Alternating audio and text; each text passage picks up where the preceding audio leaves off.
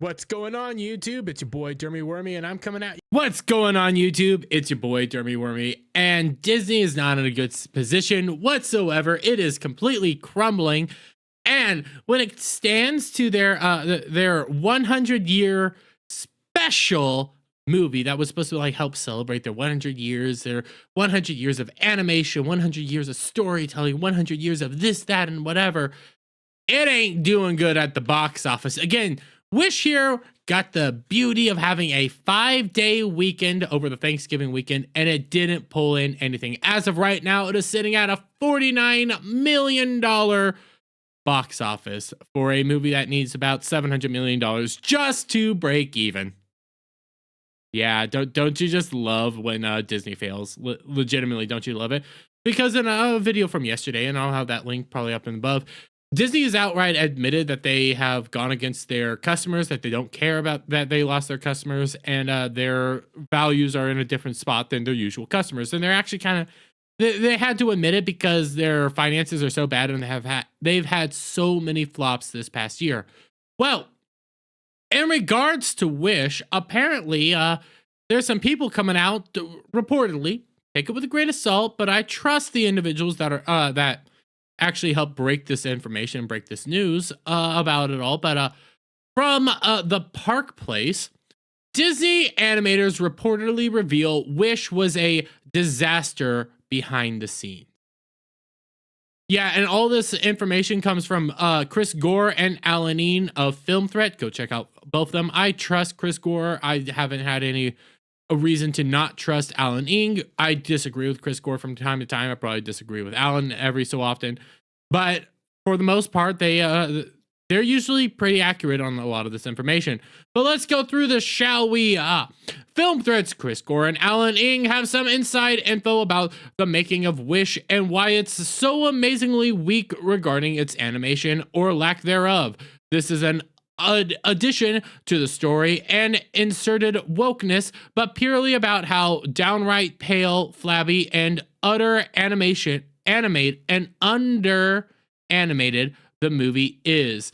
And that was actually a huge complaint that was actually coming out in regards to the movie when it was coming to several of the reviews over on Rotten Tomatoes and stuff. A lot of people were saying, hey, it's besides just the message, it looks visually unappealing. It was very ugly, and it was a far cry to be your like 100-year celebration.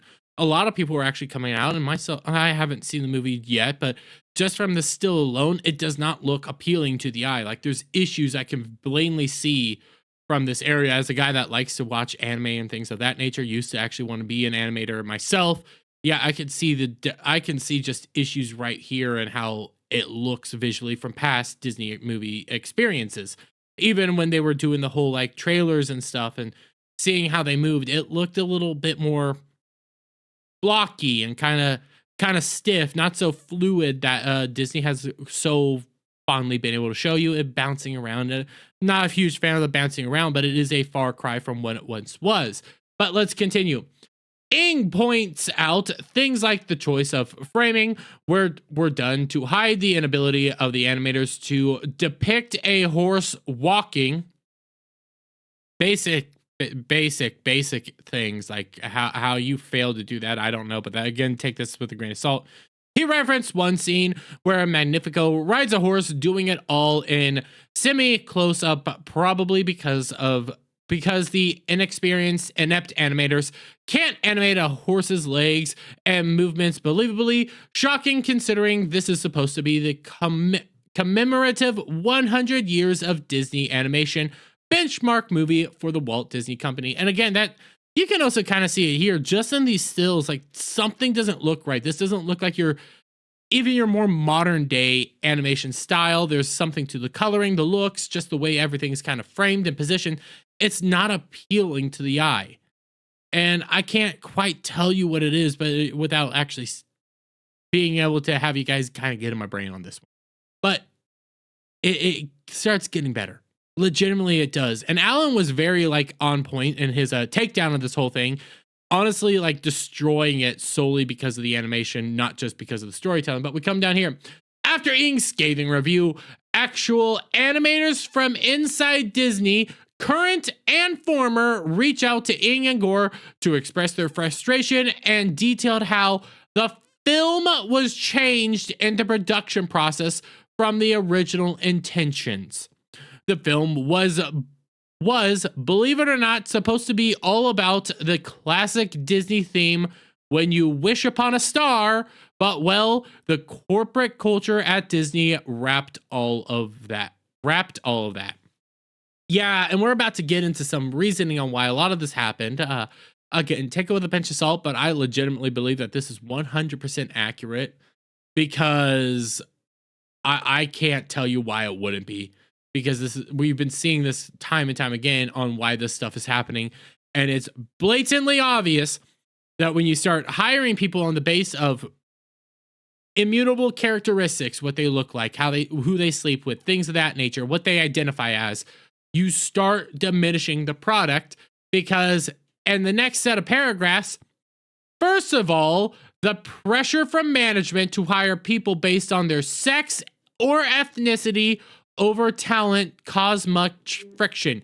Yeah, because when you're not hiring based on talent, you're getting mediocrity. You're getting and oftentimes you're getting basically people that should not be in these positions, should not be dealing with these properties whatsoever, or be doing these high stakes situations.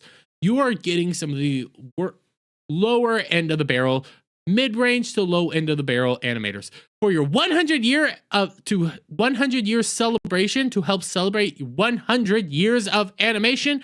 Maybe you should have the best of the best on this job, but no, because Disney is so ingrained within identity politics, ingrained within this idea that you need to do all this stuff solely on the basis of what you look like, your skin color, who you sleep with,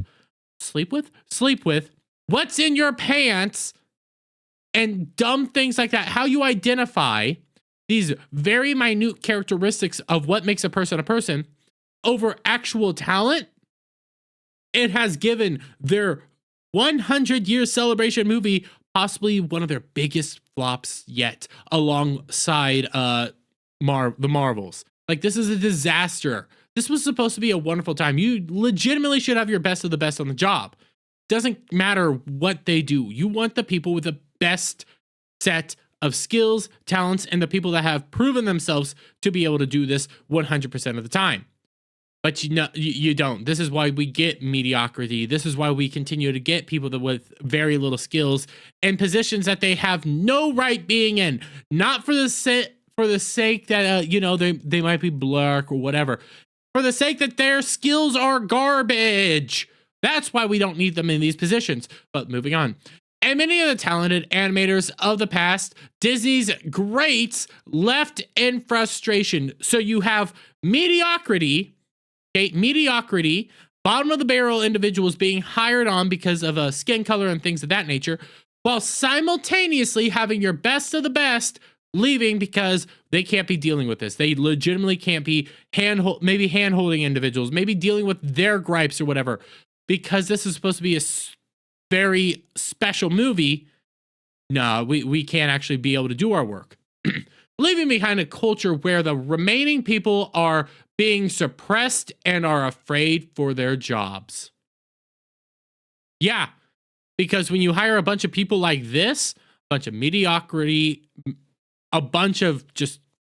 When you hire people based on identity politics within Disney, the moment you speak out against it, you lose. Gina Carano proved that. The moment you sided against Disney in one little bit, you lost your job. Now Gina Carano's doing just fine, but a lot of these everyday employees, they're not the Gina Carano. They're not going to have the ability to bounce back like Gina Carano. Even though if more of them spoke up, we wouldn't have this issue that we're dealing with. But when it comes to Disney, these guys are terrified. I don't blame them for being scared, but they need to speak up. The anonymous source who reached out all used the word activist to describe what was going on and how such people were openly attempting to overthrow the traditional animators and talents in the company. Man, it sounds like we've had these issues before, haven't we? We've seen it within Marvel. We've seen it in video games. We've seen this in voice voice acting communities and stuff like that. We've seen this time and time again, where the people that have mediocre skills that honestly aren't going to help them rise to the top at all because they're not good at their job, decide to use their identity to get the best of the best out of the business and replace themselves so they can be on top. But the reality is they don't belong on top because they are not good at their job. Okay? That is the reality here. And that's what we apparently are seeing when it comes to Wish. Now, I think this is all accurate, and it does not shock me that this has been happening. Legitimately doesn't. We've been seeing this time and time again. Me Too era, BLM, all this stuff. Mediocre people are rising to the top, taking the reins of power and not letting it go. And it's starting to show within the actual products themselves. Where do we move on from here? Oh, right here.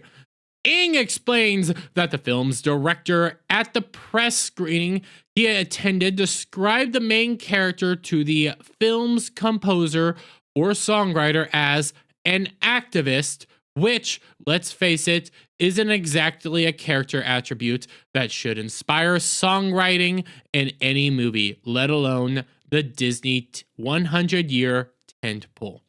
Gore points out that American entertainment is shrinking and especially losing appeal overseas because this is all American wokeness is not appreciated or expected / acceptable in these places. And we already know of Disney's own editing of their stuff for Chinese releases to make their party boss masters they're happy. And yeah, legitimately, just because this character is an activist here in the States, maybe also overseas in UK and parts of Europe, doesn't mean it's going to be that way everywhere else. Probably is going to be a completely different movie everywhere else. But this issue we're dealing with, the idea of hiring people solely on the basis of race, skin color, things of this nature, immutable characteristics that don't matter and don't define an individual, that's solely a Western thing right now. I barely even want to call it a Western thing. That is Canada, UK, France, America. That's pretty much the only countries that continue to do this and continue to push this weird ideology. Okay, did I say UK? I don't remember if I did. This is a elitist mentality where people that have been brought up not actually talented in anything that they actually do, but say that they want to be special and stuff like that, use these bullshit tactics, legitimately bullshit tactics, to get themselves to these higher rated places. And Wish is an example of what happens when you do that. Wish is an example is when you hire groups, teams, and people solely based on identity politics, your movie flops. Legitimately. There's legitimately no excuse for Wish doing this badly, except for the fact that it is poorly made, poorly animated, and a disaster of epic proportion. But I'm going to leave it there, guys. Let me get your guys' thoughts on all this down in the comments below. If you like this video, please give it a thumbs up, share it up, friends, hit that subscribe button, hit that notification bell for every time I put out a new video and go live, guys. And I'll catch you all on the next one. Check out coffeebrandcoffee.com.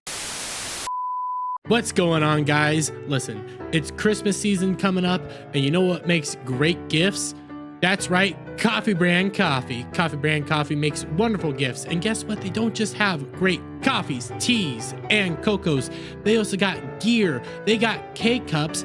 And also, they got wonderful gift boxes. Gift boxes that include all sorts of wonderful, great goodies. You got chocolate-covered coffee beans, raspberry yogurt pretzel twists, sea salt milk chocolates, caramel.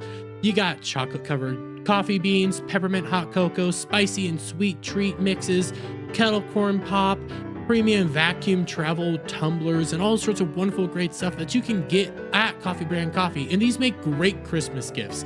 So guys, please check out coffeebrandcoffee.com and use promo code BACKTACO at checkout to get 10% off your purchase. That's coffeebrandcoffee.com, promo code BACKTACO.